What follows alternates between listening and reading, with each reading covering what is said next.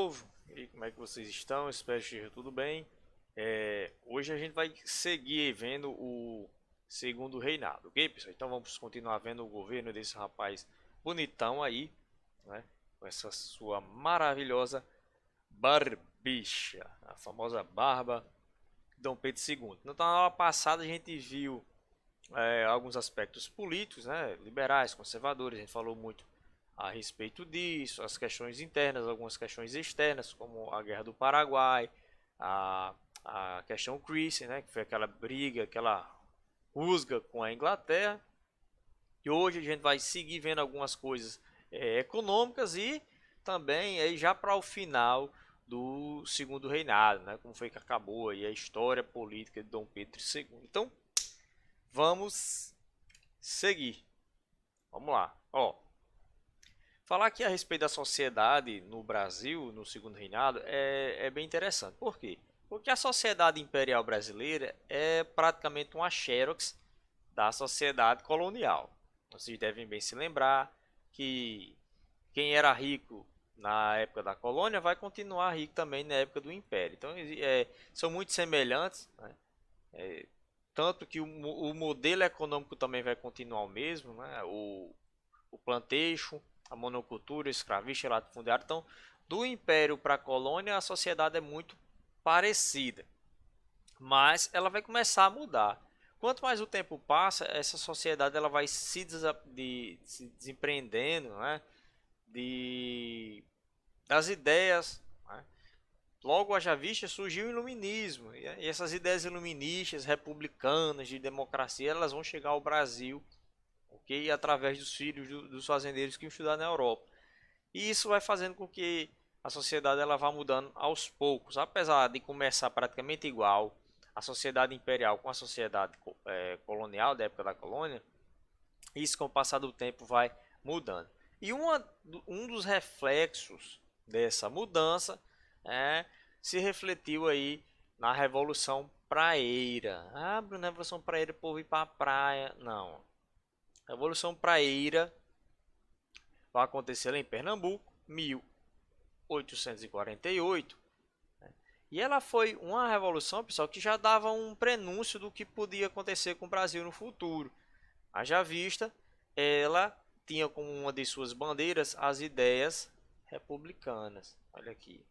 Então, se eu pegar aí o que eles defendiam, para a gente saber o que os revolucionários de Pernambuco queriam, é só a gente ler o manifesto que eles escreveram. Eles escreveram um documento chamado de Manifesto ao Mundo, né, onde eles escreviam lá, eles listavam tudo que eles desejavam mudar.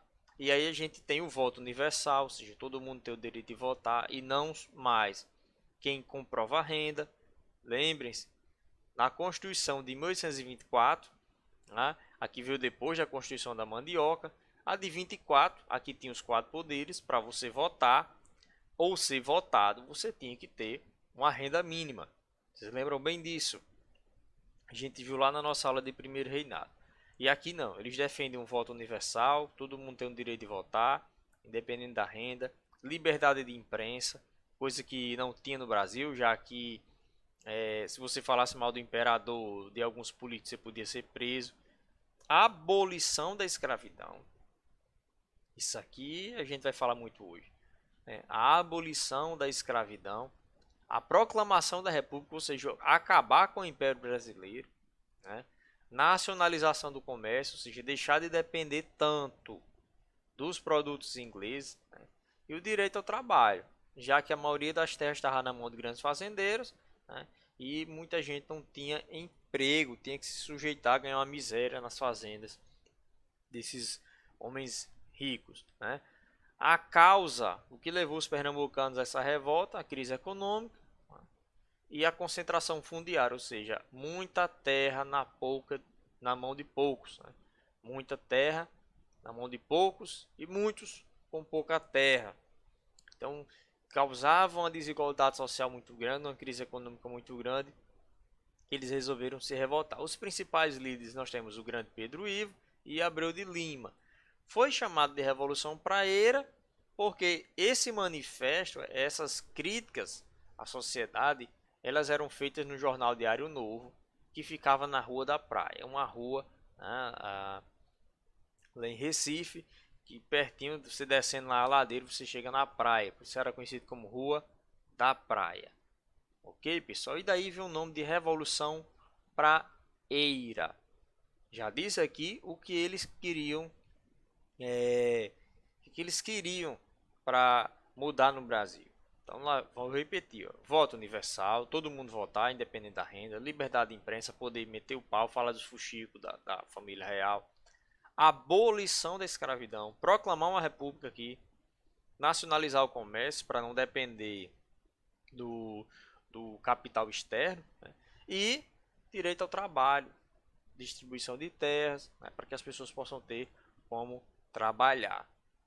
Foi a última grande revolta desse período. Okay? Então, se você pegar aí juntando com o período regencial, que foi um período que teve muita revolta, vocês lembram bem, né? Balaiada, Sabinada, revolta Farroupilha, enfim, um monte de revoltas teve no período regencial. E o que acontece? Daquele período de várias revoltas, de um período de muita turbulência no Brasil, a última das turbulências que nós vamos ter aí é a Revolução Praeira. Depois da Revolução Praeira, pessoal, as turbulências que virão já vai ser as que vão derrubar o imperador, ok? Então, do período conturbado, da passagem do período regencial para o segundo reinado, a Revolução Praeira vai ser a última dessas grandes revoltas aí, ok? Teve uma influência descarada das revoluções liberais europeias, né? As revoluções que estavam derrubando os impérios europeus, esse negócio da Europa ter rei em cada país, né? As revoluções liberais europeias que vão ter o seu finalzinho mesmo no final da Primeira Guerra Mundial. A Primeira Guerra Mundial, ela destruiu um monte de impérios e reinos que tinham lá na Europa, que eles iam virar democracias.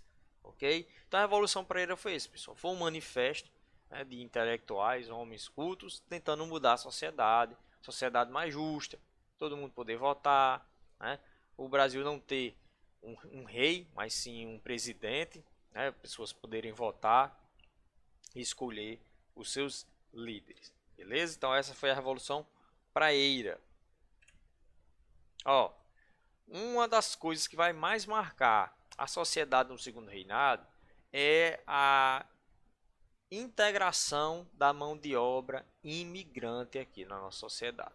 Então, antes aqui o Brasil se resumia basicamente a portugueses, índios, né, negros, africanos e os filhos dos portugueses que eram nascidos aqui. Eram brasileiros, mas de ascendência portuguesa, né? E também os filhos dos escravos. Então, a sociedade brasileira ela tinha basicamente essa formação: portugueses, filhos de portugueses aqui, africanos, filhos dos africanos aqui e os índios, ok? Só que aí o que vai acontecer?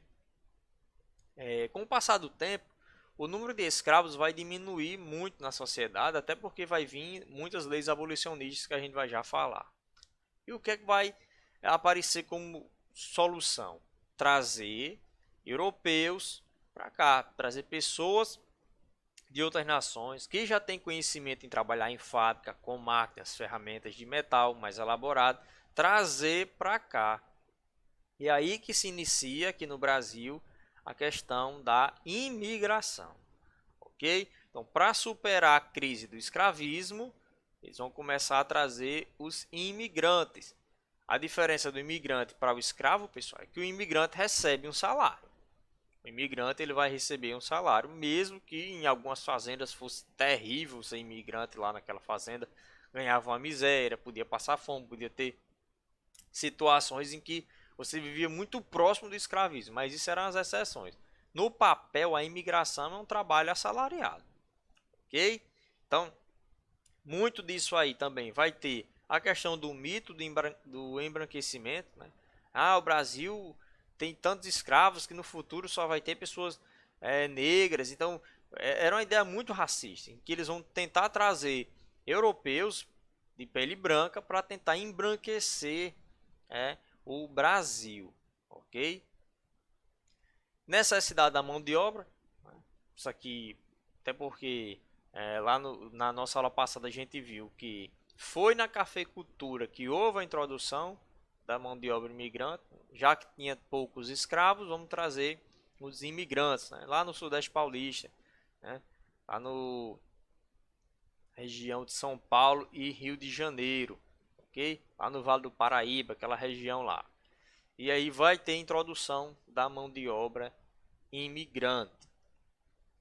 Já na região sul, os imigrantes serão estimulados a sua vinda por uma questão de ocupar aquelas terras que eram pouco ocupadas, existiam poucas cidades naquela região do sul, né, e também para ajudar na defesa, porque se você não ocupa uma terra, um outro país pode vir invadir. Ó, não tem ninguém morando aqui, vamos pegar lá aquela terra, lá no Rio Grande do Sul. Ó, tem uma parte do Rio Grande do Sul que tá todo livre, tem uma parte em Santa Catarina tá livre, ó, então a parte lá no Paraná ali que tem ninguém morando não. Então, por medo de outras nações vir e entrar no nosso território, o governo estimulou que várias famílias europeias viessem para cá, para morar naquela região, né, principalmente na região sul do Brasil, e ocupar, porque assim ajudava na defesa daquela região, né, se proteger suas fronteiras. É por isso, pessoal, que hoje na região sul existem muitas cidades de praticamente só ter descendentes de imigrantes. No Rio Grande do Sul tem cidades onde se fala o alemão, só para vocês terem uma noção, né? Cidade onde só tem aqueles galegão alto dos Rei Azul, bem altão, pessoal só imigrantes, né, de europeus, ok?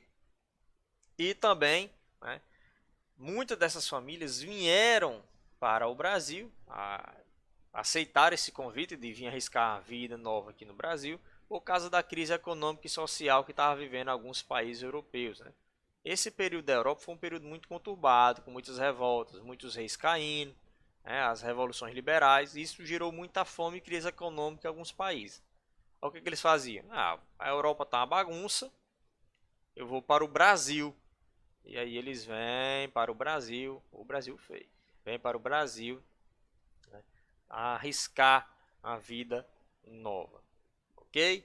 Aqui nesse gráfico que a gente tem até a noção. Imigrantes no período de 1820 a 1890, já chegando perto do final aí do período imperial, né, em milhares. Portugueses, 350 mil.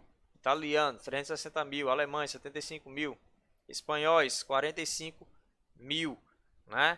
E aqui outras de outros povos, 193 mil. Então, muita gente. Né? Os portugueses dominavam aí, né? Portugueses e italianos. Tanto que aqui no Brasil existem muitas cidades onde se produz vinhos, porque são famílias ligadas aos imigrantes italianos. Ok? Ó, existiam dois sistemas de imigração aqui para trazer as famílias europeias para trabalhar nos cafezais. Um foi um fracasso e o outro foi um sucesso. O modelo que foi um fracasso foi o modelo das parcerias. O modelo das parcerias. Isso aqui foi um fracasso porque os colonos não queriam vir. Os imigrantes, não, nesse modelo aí não dá certo para mim não. Alguns vieram e passaram por alguns aperreios. Ó, foi o primeiro sistema introduzido aqui para trazer essas famílias de europeus lá da Europa para cá. De europeus lá da Europa, é claro, né? De europeus para cá, né? Traziam para cá para trabalhar, trabalho familiar camponês, né? Trabalhava a esposa, a mulher, os filhos, o cachorro, o papagaio, né? Mas olha só aqui a diferença. O colono dividia os lucros e os prejuízos. Então, davam a terra a ele ia trabalhar na fazenda lá, olha, você vai trabalhar aqui. Agora, se a safra for ruim, eu não fico só com prejuízo não. O dono da terra dividia o prejuízo junto com o colono, com a família do colono. Se lucrasse bem, iam dividir o lucro, mas se o prejuízo acontecesse, ambos iriam receber menos. Não era só o dono da terra que ele retribuía para os seus empregados o prejuízo. Tá entendendo? Então, a lógica era essa. Eu sou um chefe, tenho vários empregados, se eu ficar no prejuízo, eu vou dividir o prejuízo com meus empregados, vou tirar também do salário deles. Ok? E o colono ficava com a metade aí do que era produzido. Beleza? Mas olha só, nesse modelo aqui de parcerias, os colonos eles acabavam se endividando. Por quê? Porque para eles irem para o Brasil, tinha que fretar um navio, você tem que pagar, né? E uma viagem naquele período não era barato, não era muito caro. E aí o que é que acontecia? Eles que tinham que bancar, as famílias tinham que bancar. Como eles não tinham dinheiro, eles pegavam emprestado. Ó, eu vou trabalhar aí na sua fazenda, viu? Aí você me empresta o dinheiro de eu pagar o navio aqui para eu ir com meus meninos, minha mulher? Acaba, tá bom, empresto. Só que esses empréstimos eram a juros elevados. Então o colono tinha que pagar a passagem, e geralmente pegava dinheiro emprestado, e seus mantimentos, porque se passava um mês dentro de um navio, você tinha que se alimentar lá com sua família. Então os colonos já chegavam no Brasil endividados, já chegavam no vermelho, chegava devendo aqui, ok, pessoal? Aos donos dessas fazendas. Então ia trabalhar feito um condenado para tentar pagar essa dívida, ok? Eventualmente, isso aqui dependia do coração bondoso do dono da terra, era permitido uma pequena roça imigrante, né? Além dele trabalhar lá nas terras do seu chefe, do seu patrão, às vezes ele ganhava um pedacinho de terra para plantar algo só para ele, ok? Esse aqui entrou logo em desuso. Por quê? Porque foi trocado pelo modelo do colonato. O colonato, sim, foi o modelo que fez sucesso, né? Vai ser mais forte aí no Oeste Paulista, por volta de 1870. E esse aqui era supervisionado pelo governo, para ver se estava acontecendo tudo direitinho. Então era algo mais oficial, algo mais organizado. Também a família trabalhava todinha, trabalho familiar camponês, né? Só que o camponês recebia 2 salários, ok? Ele recebia 2 salários. Recebia um salário fixo anual e um pela produtividade. Então ele não aqui ele não sofria com os prejuízos, deu uma safra ruim. Não, ele vai ter o seu saláriozinho fixo anual. Isso aqui era independente se colhia muito ou colhia pouco, ele recebia. Mas tinham pela produtividade. Se ele produzisse muito, ia receber mais, produzisse menos, ia receber menos. E nesse aqui, o camponês não chegava endividado. Por quê? Porque quem pagava as passagens dele era o próprio governo paulista. Olha só que legal. O governo bancava a viagem dos imigrantes. Então ele só precisava arrumar as trouxas, botar no navio e vir embora. E era garantido, aqui não era eventualmente não, aqui era garantido um pedaço de roça para subsistência, ou seja, para plantar o que ele necessitava, ou para o comércio, plantava uma caixeirazinha, negocinho para ele poder vender também nas feiras. Então o modelo do colonato era muito melhor para as famílias imigrantes, ok, pessoal? Até a nossa próxima parte.